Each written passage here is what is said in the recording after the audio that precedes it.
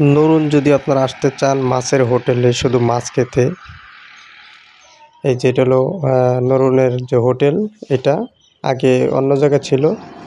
আর এখান দিয়ে যদি আপনার নরসিংদী থেকে যদি আসতে চান তাহলে এদিক থেকে এসে আপনার হাতের ডান সাইডে পড়বে, আসলেই দেখতে পারবেন এখানে একটা হোটেল। এখানে মাছের ছবি দেওয়া আছে। আর গাজীপুর থেকে যদি আসতে চান এই রোড ধরে সোজা আপনার হাতের বাম সাইডে আসতে হবে, আসলে আপনারা দেখতে পারবেন যে হোটেলটা। কারণ মাছের ছবি বিভিন্ন জায়গায় দেওয়া আছে। প্রথমেই পাবেন আপনারা পাকঘর, যেখানে মাছ ভাজি করে ভুনা করে, এখানে পেয়ে যাবেন। আর এই যে দেখতেছেন মানে অনেক লোকজন আসছে, আমরা একটু ভিতরে যে আপনাদের দেখাচ্ছি। এই দেখুন অনেক সুন্দর, স্পেসটা অনেক বড় আছে।